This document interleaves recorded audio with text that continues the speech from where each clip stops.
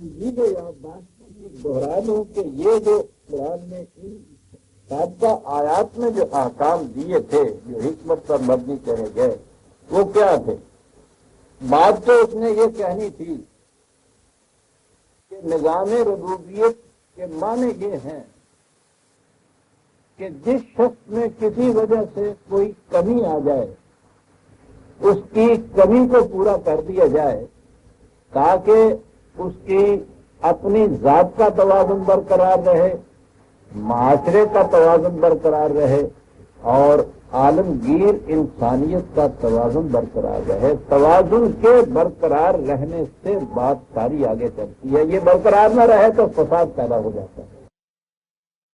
تو نظام ربوبیت کی بنیاد اس پہ تھی۔ اب عملاً جب اس کو وہ متشکل کرتا ہے تو وہ اس کی ابتدا چھوٹے چھوٹے یونٹ سے کرتا ہے، چھوٹے چھوٹے حلقوں سے کرتا ہے اور اس حلقے میں سب سے پہلے گھر کو لیتا ہے، ہوم کو سب سے پہلے ترجیح دیتا ہے اور یوں کہیے کہ وہ ہاؤس کو ہوم بناتا ہے۔ اور اسی لیے اس نے ابتدا یہ یہاں سے کی تھی کہ وہ بالوالدین احسانا، بڑھاپے کی وجہ سے والدین میں جو کمی آ گئی ہو سب سے پہلے اسے پورا کیا۔ یہ ظاہر ہے کہ کبرسنی کی وجہ سے ان کے محنت کرنے کے خواہ یہ بھی مطمئن ہو جائیں گے اور ان کے دماغ کو بھی کچھ اثر ہو جائے گا۔ دونوں باتوں کا لحاظ رکھتے ہوئے کہا کہ یہ بات یاد رکھو کہ تم جب ایسی حالت میں تھے کہ اپنی ضروریات خود پوری نہیں کر سکتے تھے، پیدائش کے بعد فوری اور اس کے بعد جب تک تم خود کمانے کے قابل نہیں ہوئے تو تمہاری اس کمی کو وہ پورا کرتے چلے جاتے۔ اب اگر ان میں عمر کی زیادتی کی وجہ سے یا کسی اور وجہ سے اس میں کمی آ گئی ہے تو اس کمی کو تم پورا کرو۔ اور دوسری بات یہ کہ بڑھاپے کی وجہ سے اگر ان کے ذہنی توازن میں بھی کچھ کمی آ گئی ہے تو اسے پورا کرنے کا طریقہ یہ ہے کہ انہیں ڈانٹو نہیں، ترش روئی سے کام نہ لو، نہایت ٹھنڈا زمینی سے، ٹھنڈا پیشانی سے، نرم خوئی سے ان کے ساتھ بات کرو، معاملہ کرو اور اس طرح سے آپ دیکھو گے کہ نفسیاتی طور پر یہ بھی جو کمی آ گئی ہے ان کے اندر وہ بھی پوری ہو جاتی ہے۔ والدین سے بات شروع کی اور اس کے بعد پھر وہ آگے بڑھا ذل قربا تک آئے۔ یہ محض رشتہ داری سے ہی مراد نہیں ہے بلکہ یہ کہا کہ پھر تمہارے قریب جتنے رہنے والے ہوں انہیں دیکھیے۔ جب قبائلی یا خاندانی زندگی تھی انسانی تمدن کی تو اس میں ذل قربا عام طور پر اہل خاندانی ہوتے تھے، رشتہ داری ہوتے تھے، لیکن اس لفظ کو محدود کر دینا صرف رشتہ داروں تک یہ غلط ہے۔ جو بھی جس معنی میں بھی قریب ہے وہ ذل قربا میں آ جائے گا۔ دوسرے مقامات پہ قرآن کریم نے واضح طور پہ ہمسایہ جسے ہم کہتے ہیں اور قریبی ہمسایہ، دور کا ہمسایہ، اس میں تو وہ دونوں یہ دیے ہیں، یہ اس دائرے کے اندر آتے ہیں۔ میں نے عرض کیا کہ وہ چھوٹے چھوٹے یونٹ بناتا ہوا ان کو پھیلاتا چلا جاتا ہے، تو جو قرآن پھیلاتے ہوئے اس کو عالمگیر انسانیت تک لے جائے گا وہ یہ معنی نہیں ہے کہ اس کو سکیڑے گا تو صرف رشتہ داروں تک لے آئے گا، گرد و نواز سے آ جائے گا۔ آگے آیا والمسکین، اب یہاں سے اور آگے بڑھا اور آگے بڑھ کے دیکھیے کہ جس کی حرکت رک گئی ہو، گاڑی کہیں دلدل میں پھنس گئی ہو، اسے نکالیے، یہ اس کی کمی ہے، اسے پورا کیجیے۔ بلکہ ابن السبیل تک چلا ہے، یہ بھی ضروری نہیں کہ وہ تمہارے ہاں کا رہنے والا ہی ہو، باہر کا مسافر راستہ چلتے ہوئے بھی آ گیا ہے اور اس میں کوئی ضرورت کی کمی واقع ہو گئی ہے تو وہ بھی پوری کیجیے۔ اب تو ہمارے ہاں وہ شکل یہاں نہیں ہے، لیکن عربوں کی زندگی میں تو آپ دیکھیے عام طور پر وہ صحراؤں میں رہتے تھے تو یہ ابن السبیل تو ان کے ہاں کی عام روش تھی معاشرے کی وہ یہاں سے وہاں تک چلتے رہتے تھے. اس زمانے میں تو نہ سرائیں ہوتی تھی نہ کہیں ہوٹل ہوتے تھے. جو بھی آنے والا ہے ان کے ہاں وہ ابن سبیل تھا. اور اس معاملے میں تو عرب اتنے متواضع تھے کہ وہ ضرب المثل ہو گئی تھی ان کے ہاں کی تواضع. اس کے متعلق بھی یہ کہا کہ ابن سبیل.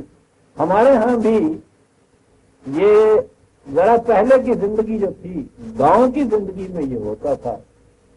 آنے والے راہگیر مسافر جہاں بھی ان کو شام ہو جاتی تھی وہ اس گاؤں کے مہمان ہو جاتے تھے. اور خاص طور پہ سرحد کا حجرہ تو تھا ہی ایک مہمانوں کے لیے ہی ایک جگہ تھی. وہ ہر وقت کھلا رہتا تھا. میں ان حجروں میں گیا ہوں. بڑی عجیب چیز تھی. شام ہوئی کسے باشد کہیں کا وہ ہو بلا تکلف حجرے میں آ جاتا تھا. کسی سے کچھ کہنے کی ضرورت نہیں ہوتی تھی. وہ پوچھتے بھی نہیں تھے. اگرچہ وہ آتے ہی اپنا تعارف تو فوراً کرا دیتا تھا لیکن وہ ان میں کا ایک ہو جاتا تھا. بلا تکلف وہاں وہ آ کے اسی طرح ان میں گھل مل جاتا تھا. اور انہوں نے اس کے لیے طریق یہ رکھا تھا کہ جتنے غیر شادی شدہ عام طور پہ یہ ہوتے تھے نوجوان وہ ان کا کھانا اس حجرے میں آ جاتا تھا. تو کھانا بھی کسی خاص گھر سے منگانے کی ضرورت نہیں ہوتی تھی. وہ خود بخود کھانا چلا آتا تھا گھروں سے. اور جتنے لوگ اس وقت حجرے میں ہوتے تھے وہ سارے مل کر کھا لیتے تھے.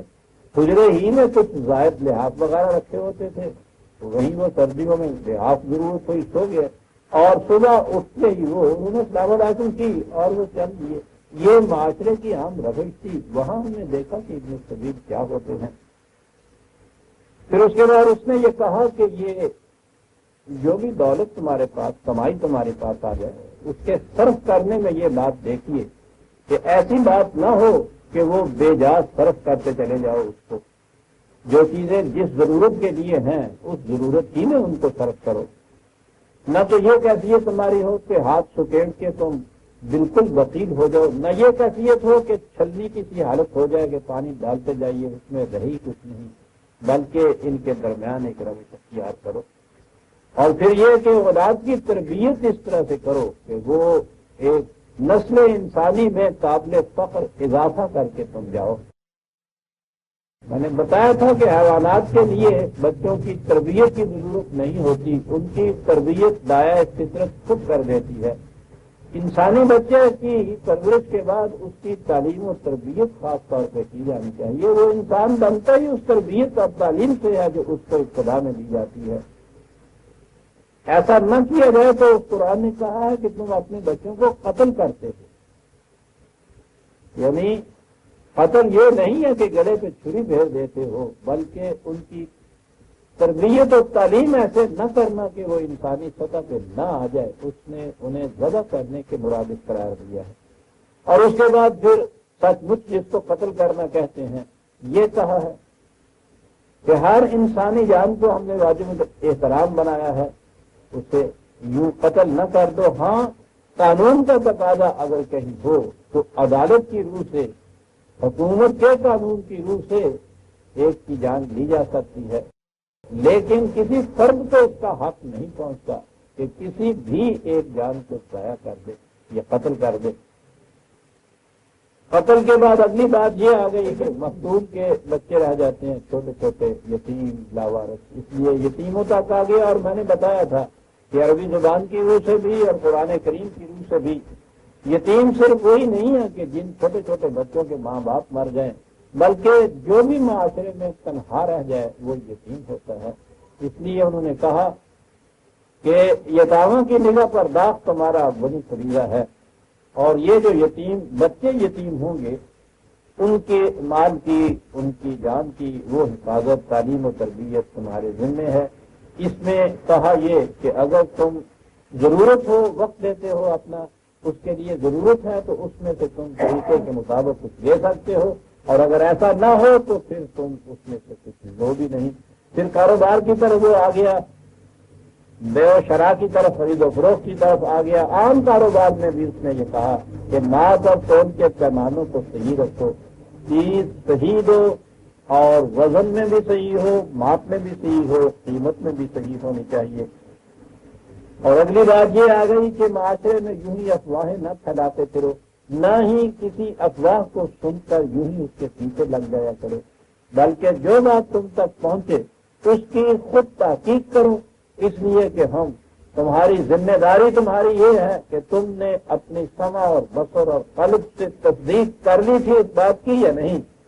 ہم پوچھیں گے ان میں سے ہر ایک کو کہ تم نے تصدیق کرنے کے بعد یہ بات آگے چلائی تھی۔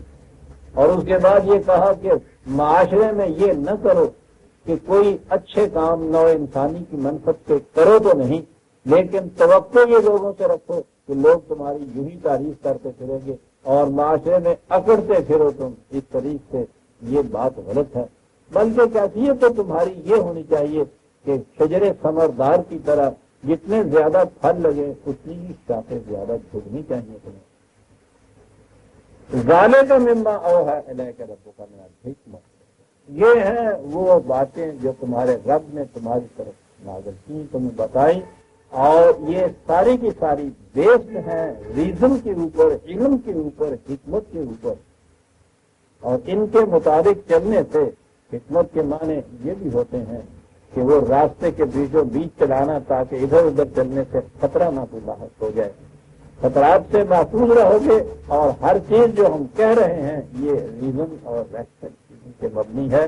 لہذا قرآن نے قانون اور حکمت دونوں کو خدا کی طرف سے منزل کہا ہے، نازل کیا ہے۔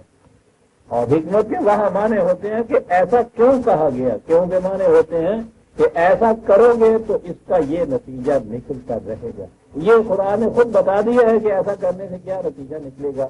اور اس میں حکمت یہ ہے کہ تم خود ہی اپنے آپ کو مطمئن نہ کر دو، خود فریبی میں نہ آ جاؤ کہ ایک کام کو تم یہ سمجھ کے کرو کہ یہ تو خدا کے منشا، اس کے پروگرام، اس کے احکام کے مطابق ہے، اور اس کے بعد مطمئن ہو جاؤ اور وہ ہو نہ اس کے مطابق، تو اس کو فوراً پرکھ لو اس بات سے کہ اس کا وہ نتیجہ نکل رہا ہے یا نہیں جو قرآن نے بتایا تھا۔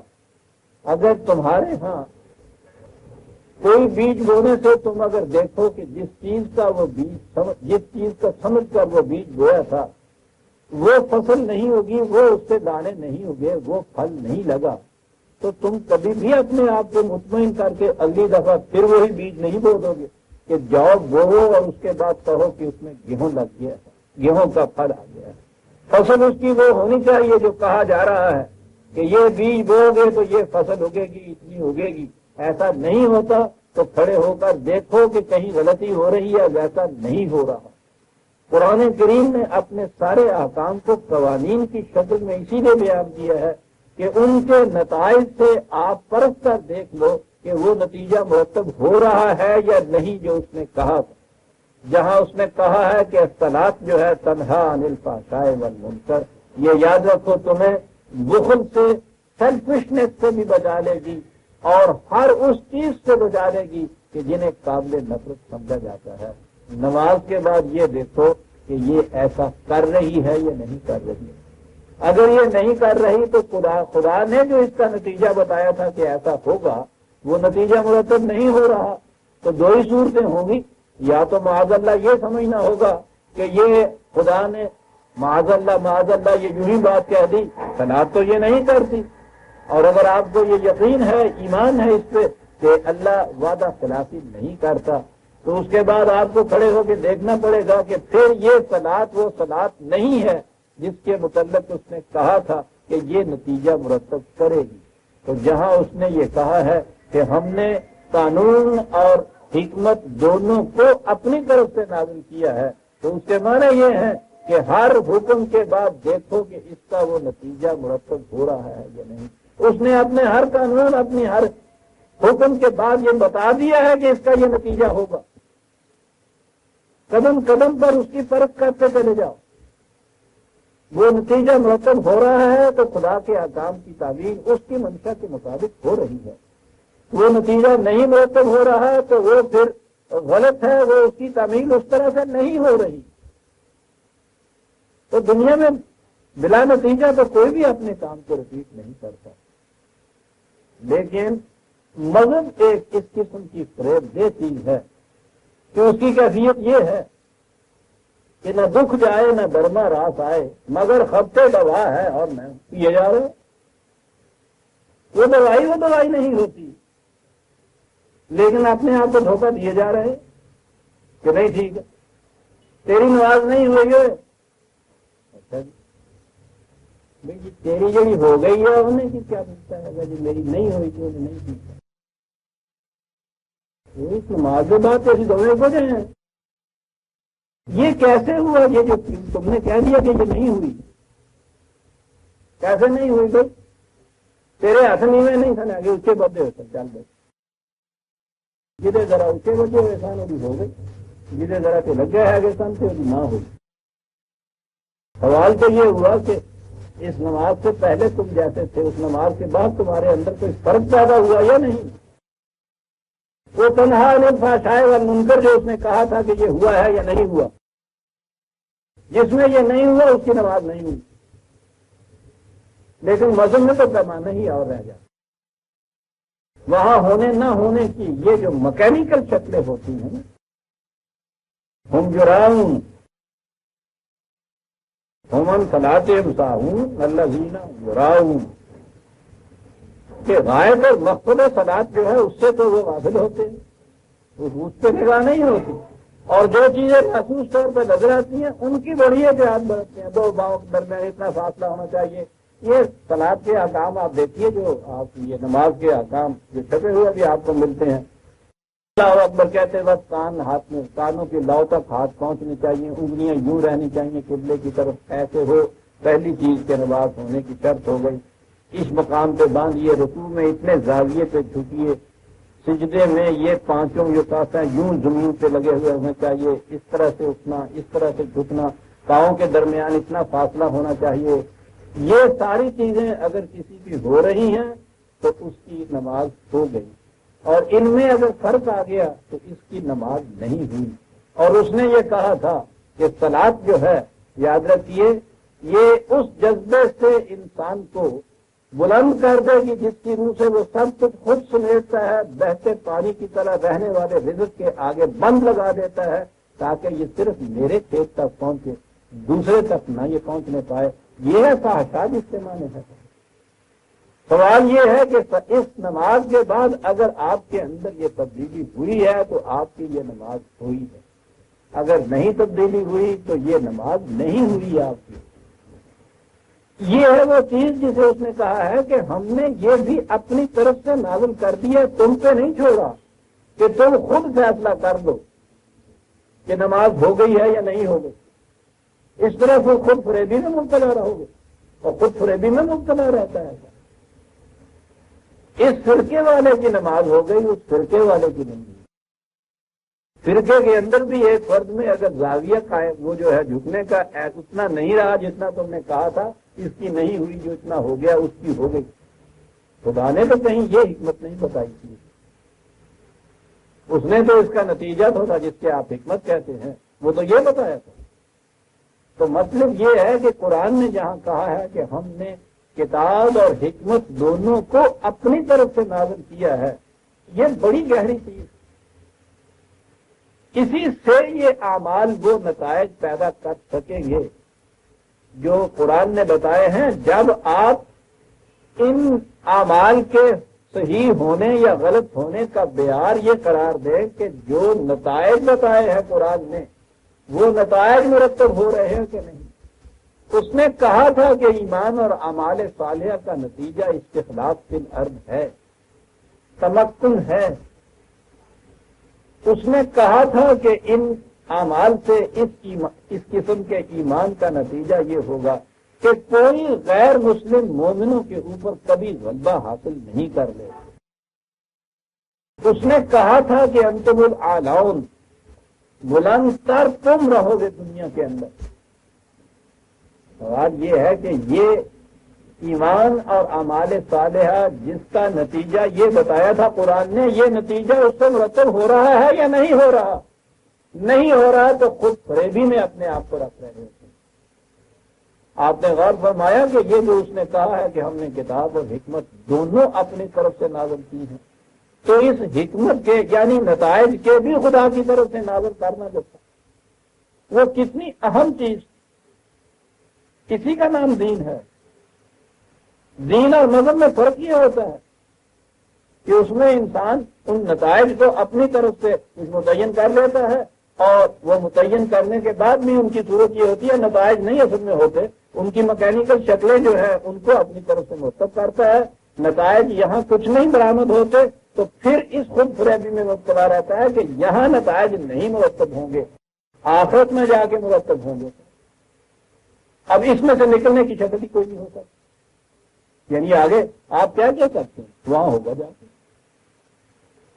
وہ تو پھر آخرت حسنات سے پہلے پھر دنیا حسنات کہتا ہے، وہ ٹھیک ہے اس کے بعد کی زندگی، اور اس میں تو دنیا اور آخرت میں فرق ہی کوئی نہیں وہ کرتا، وہ تو زندگی کو ایک مسلسل جوئے رواں بتاتا ہے، یہاں کیا اور وہاں کیا، لیکن وہ ان کی ابتدا یہاں سے کرتا ہے اسی دنیا سے۔ لَيَسْتَخْلِفَنَّهُمْ فِي الْأَرْضِ، اس دنیا کے اندر تمہیں وہ استخلاف حاصل ہوگا کہ کوئی غیر مسلم قوم جو ہے تمہارے اوپر غلبہ حاصل نہیں کر سکے۔ فی الارض، یہ اگلی شرط تو ایک طرف رہی کہ وہ غلبہ اتنا زیادہ قوی ہوگا کہ غیر مسلم کو سبیل کو وہ کہتا ہے سبیل راستہ ہی نہیں ملے گا تمہارے اوپر آ کے کسی قسم کا تغلب یا تسلط حاصل کرنے کا۔ یہ تو بڑی چیز رہی، یہاں انہوں نے یہ فیصلہ کر دیا کہ نہیں نتائج یہاں مرتب ہی نہیں ہوں گے، اور صرف اس لیے کر دیا کہ یہ معیار جو ہے اعمال کے پرکھنے کا وہ اگر اس دنیا کی حسنات قرار دیا جاتا قرآن کی روح سے تو یہیں ہم کھڑے ہو جاتے۔ جس دن انہوں نے یہ نتیجہ پیدا بند کیا تھا تو وہاں کھڑی ہو جاتی ہے امت کہ قرآن کی منشا کے مطابق نہیں ہو رہا، یہ نتیجہ مرتب نہیں ہو رہا۔ اور اس نتیجے کے منزل من اللہ ہونے کے معنی یہ ہے کہ قرآن کے احکام و قوانین کی طرح یہ ابدی ہیں نتائج، یہ نہیں کہ کسی دور میں ایسے نتیجے نکلیں گے اور دوسرے دور میں نہیں نکلیں گے۔ جب بھی تاریخ کے صدر اول کی بات کی ہی ہو تو صحابہ کی بات ہے، ان کے کیا کہنے ہوتا ہے، اللہ اکبر، چل بھائی اس دور کے اندر آپ نے محسوس کر دیا، اور اس کے بعد پھر اعمال تمہارے اوپر کیسے یہ فرض ہو گیا تھا، انہیں بھی وہیں تک رہنے دیجیے کہ نہیں صاحب یہ تو قیامت تک کے لیے۔ پھر وہ نتائج کیوں نہیں برآمد کرتے تھے؟ کوئی نتائج یہاں برآمد کرے، وہاں جا کے برآمد کرے، وہاں ہمارے نتائج وہاں جا کے برآمد کریں، تو ان کے یہی برآمد ہوتے تھے، وہاں نہیں ہوں گے جا کے۔ یعنی میں نے عرض کیا ہے کہ مذہب جو ہے اس میں پھر انسان اس خود فریبی میں مبتلا ہو جاتا ہے۔ اس نے اس خود فریبی سے بچانے کے لیے کہا کہ نتائج بھی ہم ہی بتائے دیتے ہیں تمہیں، تاکہ قدم قدم پر پرکھ لو تو کہ وہ نتیجہ مرتب ہوتا ہے یا نہیں۔ یہ ہے فرق دین میں اور مذہب میں۔ دین اس وقت یہ بنتا ہے جب یہ خدا کی طرف سے جو بتائے ہوئے نتائج ہیں وہ اس دنیا میں نکلنے شروع ہو جائیں۔ مذہب وہ ہوتا ہے کہ یہاں تو یہ نتائج کوئی نہ نکلے بلکہ الٹے چلے جائیں۔ وہ انتم الاعلان کہہ رہا تھا، پہلی سٹیج تو یہ آئے کہ چلیے برابر ہی ہو گئے باقی قوموں کے، انہوں نے غلبہ حاصل کیا، اور زیادہ جو مقرب بنے خدا کے انہوں نے کہا کہ یہاں جتنا زیادہ ذلیل و خوار ہوگا اتنا ہی خدا کا مقرب بنے گا۔ اب منظم من اللہ جو حکمت نتائج تھی نا، اس کی جگہ یہ چلے اللہ میاں کو پڑھانے کے لیے کہ نہیں معاذ اللہ، یہ بات نہیں جو آپ نے کہی ہے، بات یہ ہے کہ جتنا مقرب ہوتا ہے آپ کا خدا کا اتنا ہی یہاں ذلیل ہوتا ہے۔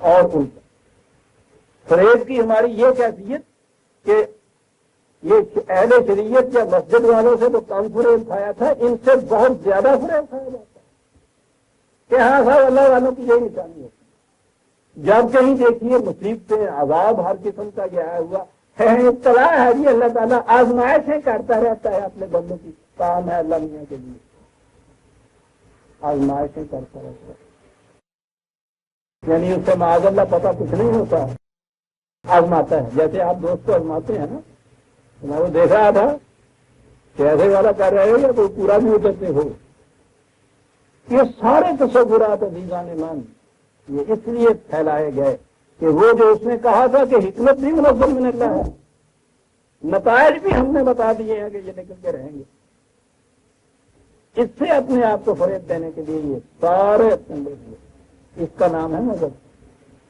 یہ ہے ریلیجن، اور یہ اسلامی کی بات نہیں، دنیا کے ہر ریلیجن میں یہی ہوا، ہر ریلیجن ابتدا میں خدا کی طرف سے جب آیا تھا تو دین تھا، وہ یہاں نتائج پیدا کر کے دکھاتا تھا۔ اس نے جو ان کو کہا تھا، انہیں اہل کتاب کو، یہودیوں کو، عیسائیوں کو، جتنے بھی اہل کتاب تھے، کہ میں وہ کتاب لایا ہوں جو مصدق ہے ان چیزوں کی جو تم سے کہی گئی تھی، جنہیں تم آج بھی دہراتے رہتے تھے۔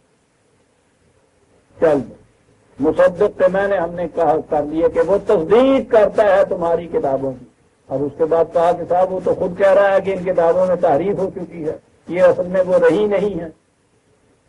تو آپ کو معلوم ہے ہمارے یہاں کیا کوششیں شروع ہوئی؟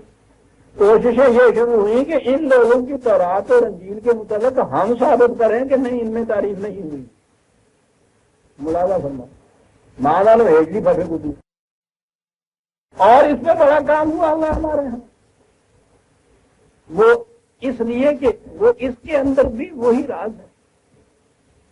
مصدق کے معنی یہ ہیں کہ یہ جو چیزیں تم یوں دہراتے ہو اس کے اندر، اور تم نے یہ کہہ دیا ہے کہ صاحب یہ یہاں نہیں ہوگا۔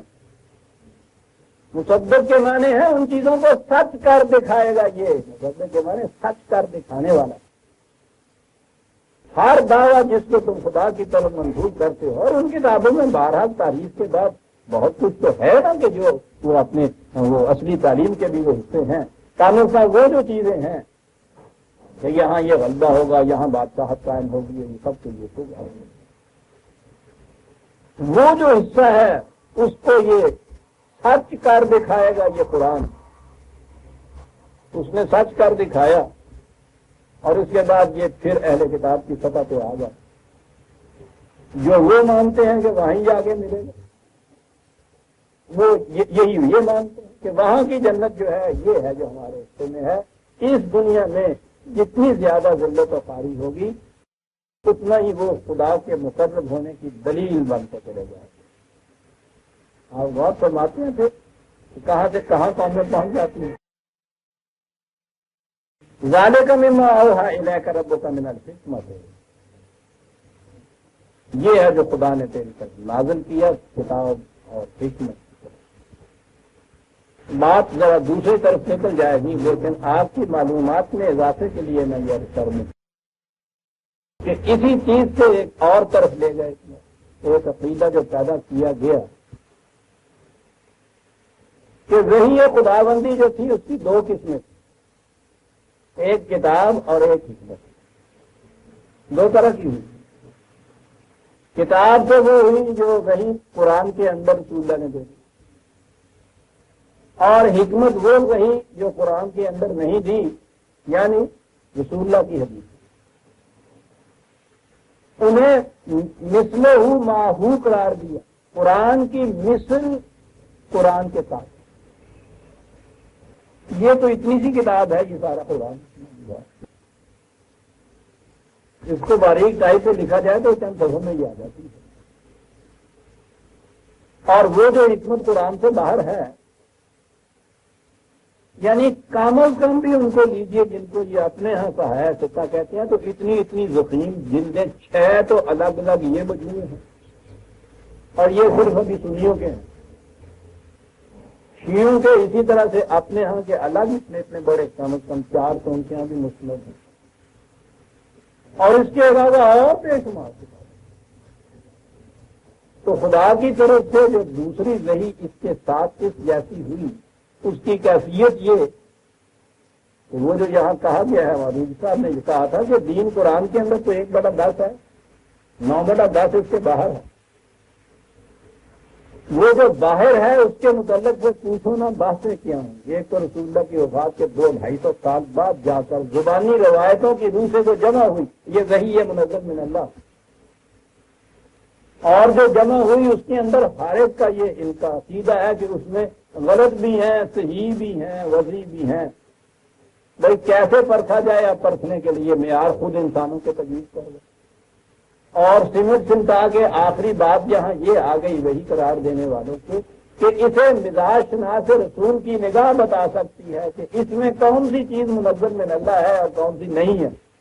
بات کی طرف سے وہی دی ہوئی اس کا معیار کسی ایک مزاج شناس، وہ مزاج شناس کو جس کے متعلق خدا نے نہیں کہا. خدا نے اپنے رسول کے متعلق کہا تھا کہ میرا رسول ہے. یعنی یہ اتنا سا عقیدہ جس دن یہ پیدا ہوا، آپ دیکھیے کہ کس طرح سے رخ موڑ دیا سارے کا سارا یہاں. اب یہ جتنی چیزیں میں نے اس سے پہلے کہی ہیں نا، جس نے دین کو مذہب بنایا تھا، یہ سب کی سب اس میں ہیں جو قرآن سے خارج رکھا گیا. حیثیت اس کی قرآن کے مثل قرآن کے ساتھ یہ برابر کی بنا دی. اب کوئی بات ان سے کرے تو اس کے بعد کفر کے فتوے، گالیوں کی بخار، وہ پروپیگنڈا، وہ سب کچھ جو کچھ بھی ہے، بات کرنے کی تو دو فکروں میں ختم ہو جاتی ہے کہ قرآن کریم پیچھے سے احکام دیے چلا آ رہا ہے، اس کے اندر درج ہے.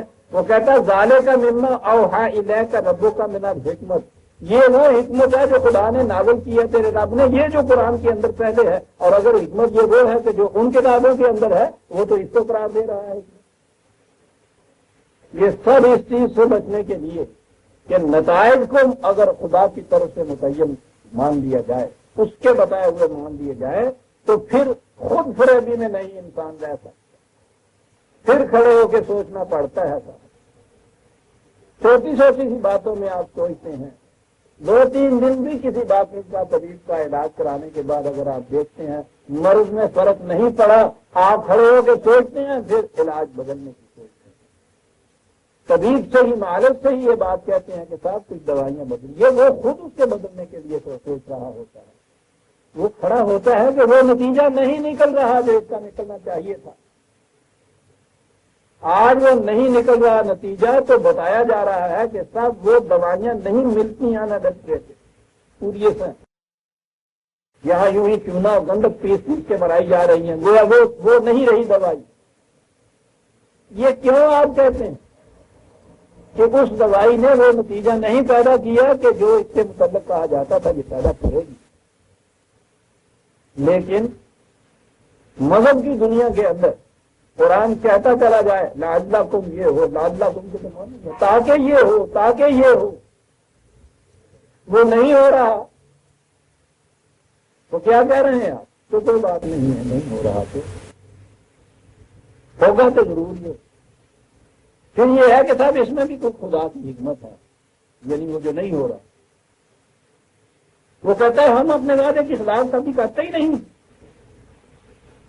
آپ نے دیکھا کہ اتنی سی بات سے کہاں سے کہاں عملاً پہنچ گئی. میں جو کہا کرتا ہوں کہ جب وہ کانٹا بدلتی ہے گاڑی تو 1 انچ کا فرق ہوتا ہے اصلی ریل سے، پٹڑی سے، اور دوسری پٹڑی جس پہ وہ جا کے پڑتی ہے. لیکن پھر جوں وہ چلتی جا رہی ہے، اسی رفتار، اسی سرعت سے وہ اپنی منزل سے دور ہوتی چلی جا رہی ہے. اگر غلط پٹڑی پہ پڑ گئی ہے، اور اگر اس کا علاج یہ ہے کہ صاحب وہ اور تیز کرو رفتار، اور ایندھن ڈالو اس کے اندر، اور تیز دو اس کو، اور یہ سب کچھ کرو، وہ اور تیزی سے دور ہوتی چلی جائے گی آپ کی منزل.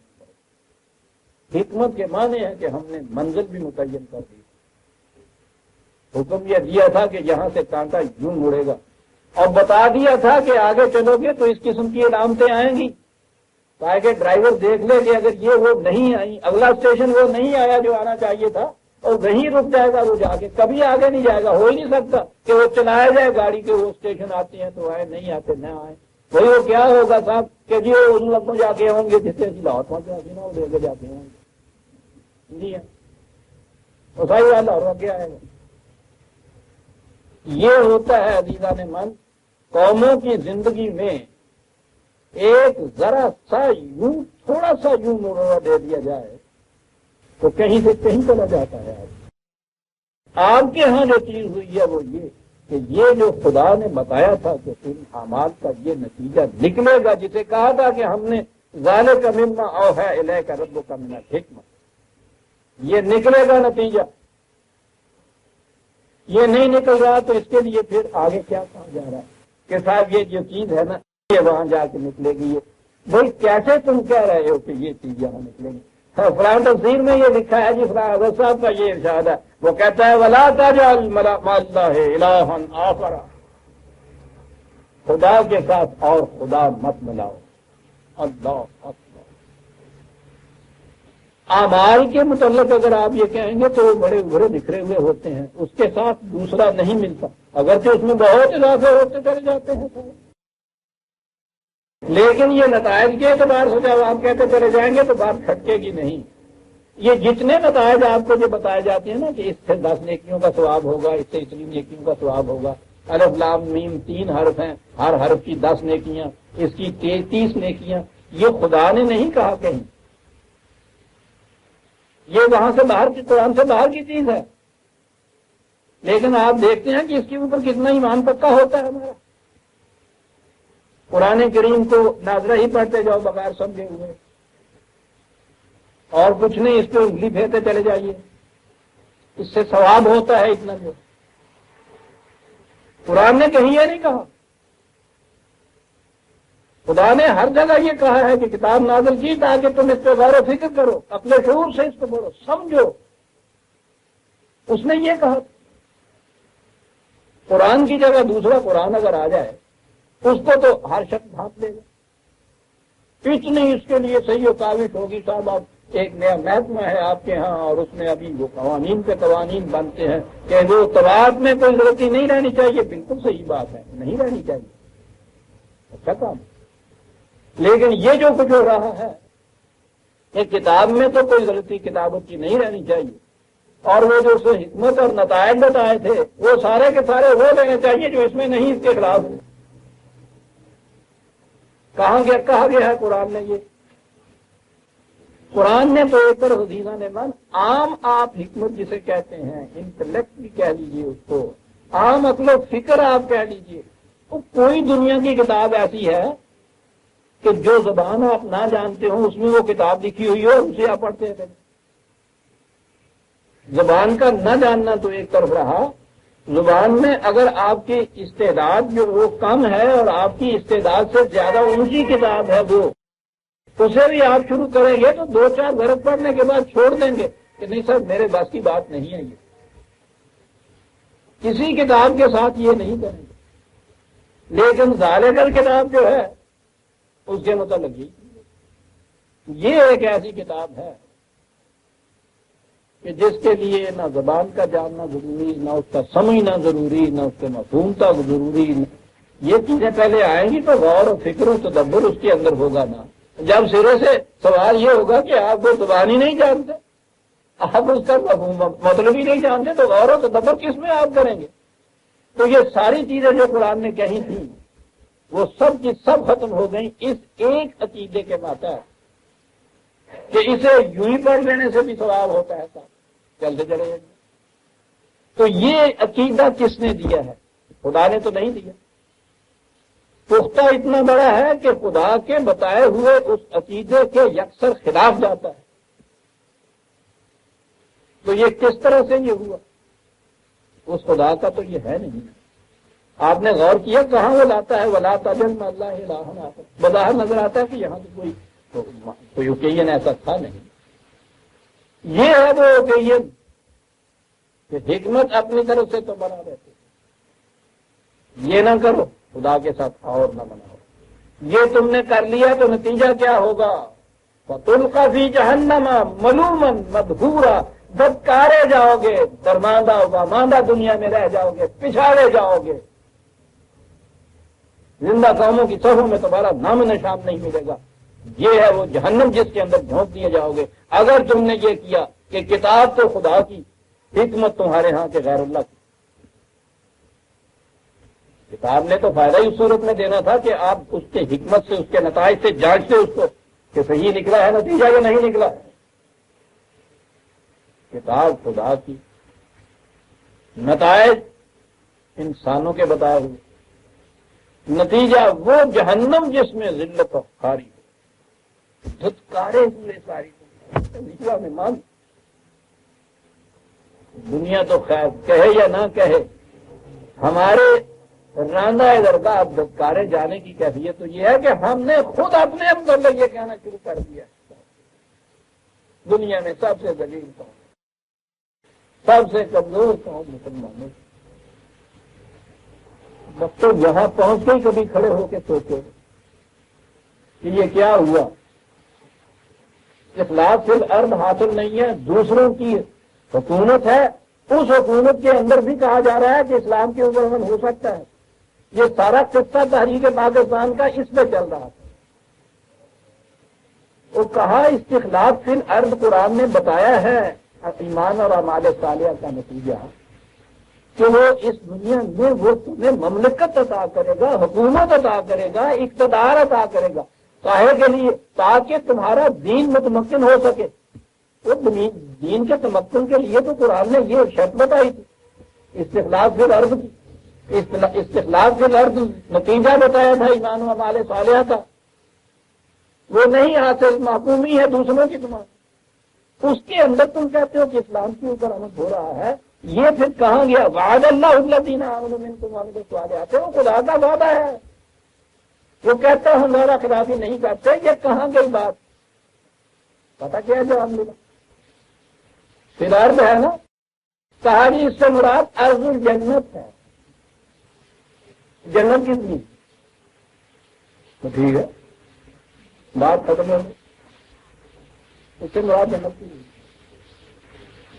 یہ آگے اس نے کہا تھا جس طرح سے کہ تم سے پہلی گزری ہوئی قوموں کو ہم نے اسی طرح سے یہ دیا کہ صاحب وہ تو ان کی نظیر پیش کرتا ہے، کہنے لگے جی وہ تم سے پہلے جنت میں بادشاہیاں کر رہے ہیں۔ تو کہا اس نے کہا ہے تاکہ تمہارا دین متمکن ہو جائے، تو دین تو یہاں متمکن کرنے کی بات ہے، جنت میں یہ دین جو ہے اس کو متمکن کرنے کی بات ہی ہے۔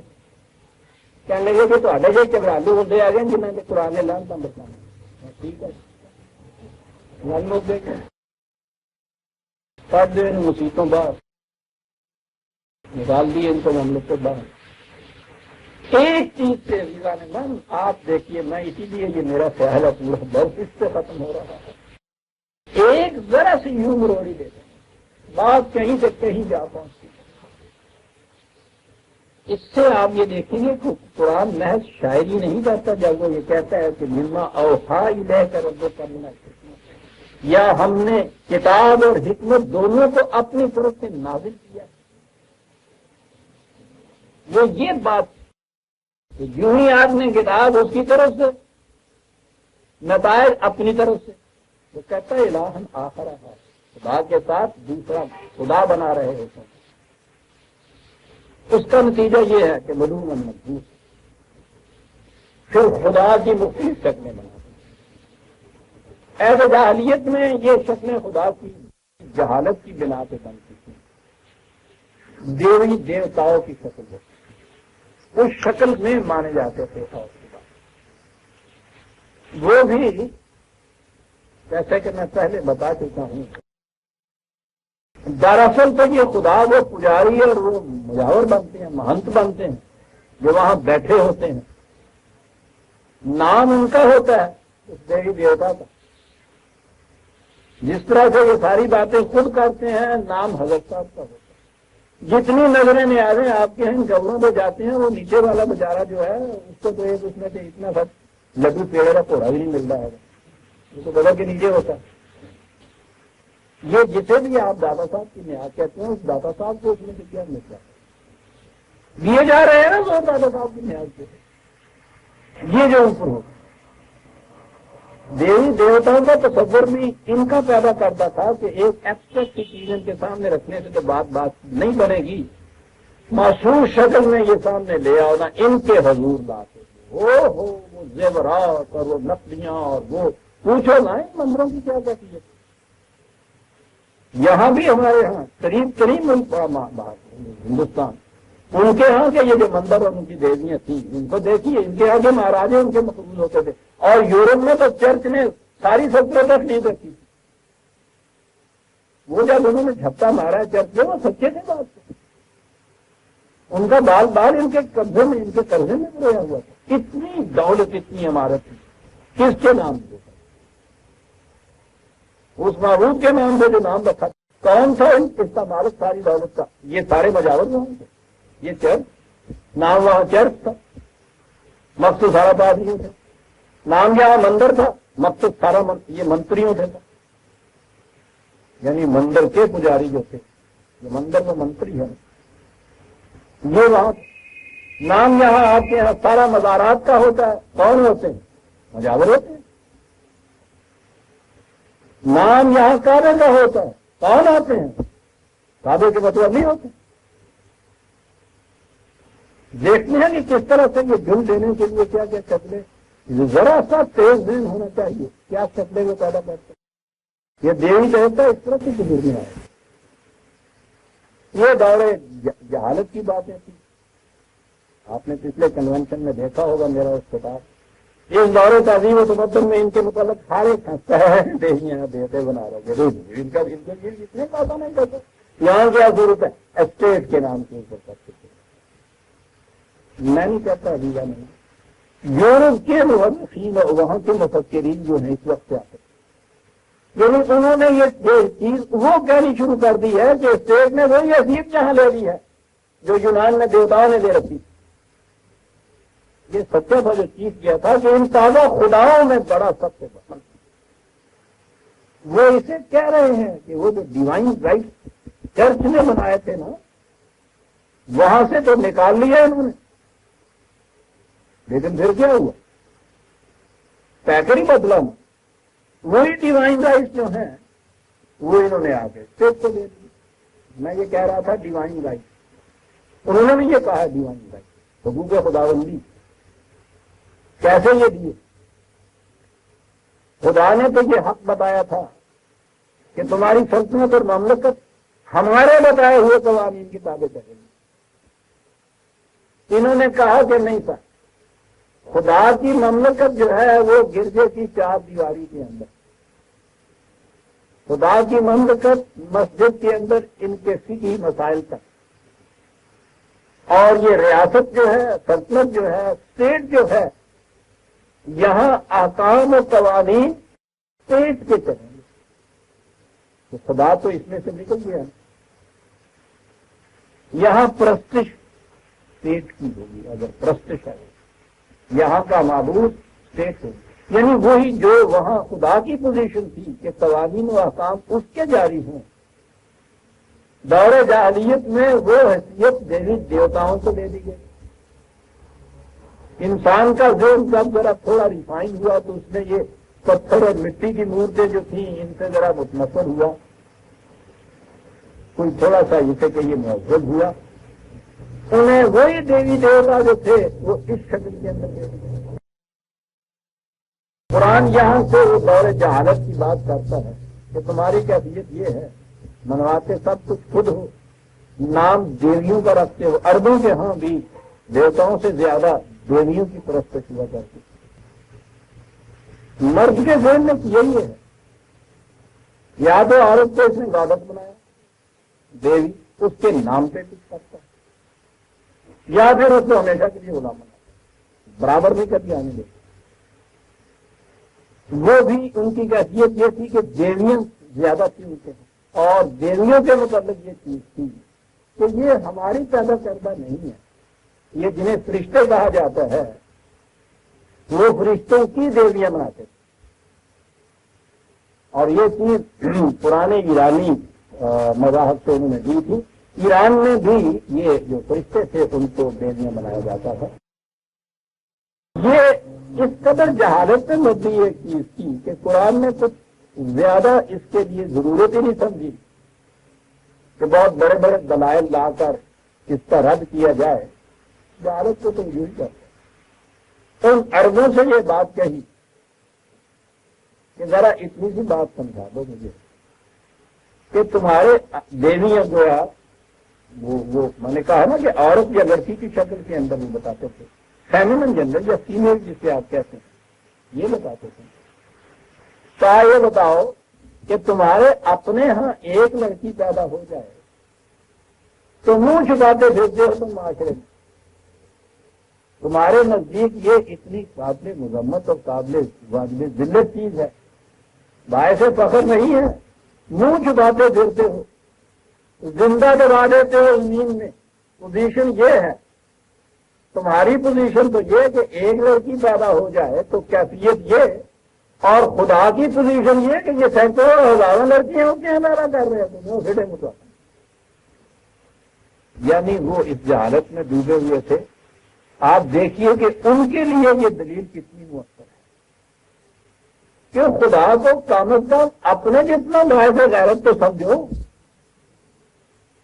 یا غریب کی جوڑو صاحب کی بھابھی وہ تم کے سامنے نہیں آئے گا، ایک آگے سبھی کرے گا دے دی جائے گا کیا افا کم ربو کو پھر بنی نا وہ تقدہ میں نل ملائے گتے اناث جی تم ایک لڑکی برداشت نہ کر سکتے، اور ہم یہ سینکڑوں ہزاروں لاکھوں جو ملائکہ یا فرشتے کہتے ہیں سب خدا کی یہ بیٹیاں ہیں اور اس لیے بیویاں ہیں، ہمارے یہاں دیے کرے چلے گئے۔ وہ لے دے کے ایک عیسائیوں نے وہ بیٹا بنایا تھا نا، عرب اس کو بھی نہیں مانتے تھے کہ تم اس ایک بیٹے کو بھی ہمارے یہاں برداشت نہیں کر رہے، وہ عیسائیوں کا ہی رہا، ہماری طرف وہ بھی دیویاں اور ملائکہ کو بناتے انکم لتقولون قولا بات یہ یوں بتا، مختلف مقامات کے اوپر مختلف انداز سے یہ بات قرآن کہتا چلا گیا، ایک ہی بات کے مختلف پہلو لاتا ہے بدل بدل۔ قرآن نے اپنے سمجھنے کا طریقہ یہ بتایا، وہ فی لسان عربی مبین، عربی مبین کی کتاب، سب سے پہلی چیز یہ کہ تمہیں یہ عربی مبین محاورہ عرب جسے کہتے ہیں یہ سب سے پہلی چیز ہے، یہ آنی چاہیے۔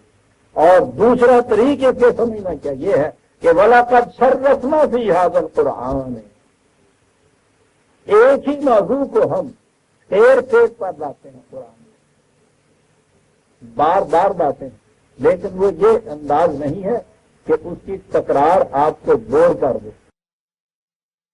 بات تو ایک ہی ہوتی ہے، وہ ایک ہی اصول، ایک ہی قانون، ایک ہی قدر بیان کرتا ہے، اس کے مختلف فیسٹ سامنے لاتا ہے، مختلف پہلو سامنے لاتا ہے، مختلف گوشے سامنے آتا ہے۔ جیسے ہم کہتے ہیں کہ اسے اب اس زاویہ نگاہ سے بھی تم دیکھو تو یہ یوں بات بنے گی، یہ جو ہے نا مختلف زوایہ نگاہ سے ایک بات کو پیش کرنا، یہ قرآن کا انداز ہے اور عجیب انداز ہے عزیزان صاحب۔ اس انداز کی قرآن کی کوئی چیز آپ کے سامنے آئے گی تو آپ دیکھیں گے کہ کتنا بڑا اعجاز ہے اور کس قدر یہ چیز پرتاثیر ہے کہ ایک ہی بات کے مختلف گوشوں کو لوٹا لوٹا کے سامنے لانا، ہر گوشے کے لیے نئے دلائل پیش کرنا، اس کے لیے اس کے مطابق جو وہ گوشہ سامنے آیا ہے اس کے مطابق تشبیہات و تمثیلات لینا۔ آپ دیکھیے کہ اگر وہ مختلف گوشوں کو اس طرح سے سامنے لاتا جائے، ہر گوشے کے متعلق یہ انداز اختیار کرتا چلا جائے، پوری چیز کے پورے موضوع کے متعلق کس قدر جامع اور واضح چیزیں اس میں پیش کرنے، جیسا کہ میں کئی دفعہ کر چکا ہوں، یہ باتیں تو اب قلندر ہر کے گوئے دیدہ گوئے جسے کہتے ہیں، میرے لیے تو اب یہ سنی سنائی یا تقلیداً بات کہنے کی نہیں ہے۔ میں 40 سال سے قرآن کریم کا مطالعہ اسی انداز سے کرتا ہوں، اس سے غور اسی انداز سے کرتا ہوں، لسان عربی مبین، اس کے لیے میں نے جتنی بھی کو سنی اور فراسی کرنی تھی، لغات القرآن آپ کے سامنے ہے، سارے قرآنک لٹریچر میں ہماری ہسٹری میں پہلا لغت ہے جو اس انداز کا مرتب کیا گیا۔ بطور تحدیث نعمت کہہ رہا ہوں کہ اللہ تعالیٰ کا یہ شکر ہے، وہ چاہتا ہے تو اس کی تشبیہی انداز میں ایک خشک لاٹھی سے ازدے کا کام لے لیا کرتا ہے، لاٹھی پھر وہ لاٹھی رہتی ہے۔ تو پہلی چیز یہ جو تھی، یہ جب قرآن نے اس پہ زور دیا تو میں نے سمجھا خود اس طرح سے، اور میں نے دیکھ لیا کہ اس کے بغیر قرآن نہیں سمجھ میں آتا۔ ایک مدت میں نے اس کو طرف لی ہے، کوئی لغت ایسا اس سے پہلے موجود نہیں، وہ موجود ہے زندگی کا اعتبار میں قرآن کریم۔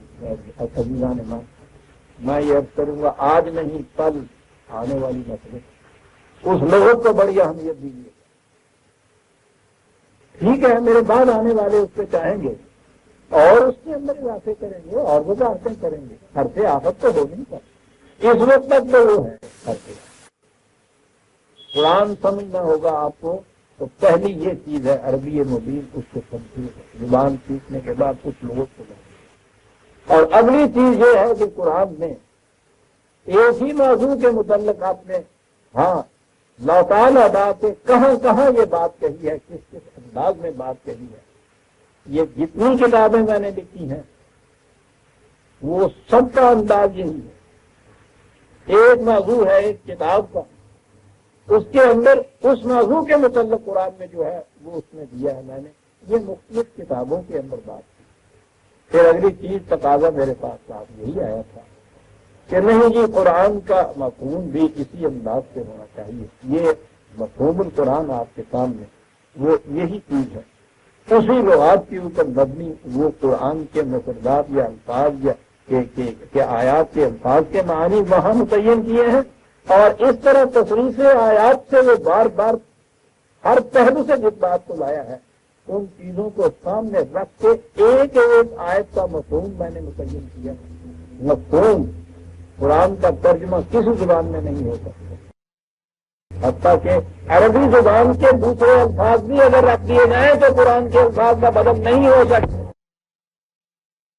قرآن کریم کی عربی زبان کے اندر سینکڑوں تفسیریں لکھی ہوئی موجود ہیں، بڑی بڑی وسیع ہیں عربی کے اندر لکھنے والے بڑے بڑے عربی زبان کے انشا پرداز صاحب اسلوب، بڑے بڑے ادیب، فصاحت و بلاغت کے امام مانے جاتے ہیں صاحب، جن کی عربی آگ بیٹھی ہوئی ہے دنیا میں، ان کے ہاں کی عربی کی تفسیر دیکھ لیجئے، خود ان سے نہیں عربی دان کسی سے پوچھ لیجئے، ان کی عبارت کے اندر جہاں جہاں قرآن آتا ہے پتھروں میں پڑے ہوئے ہیرے کی طرح جگمگا گئی ہوتی ہے وہ آئے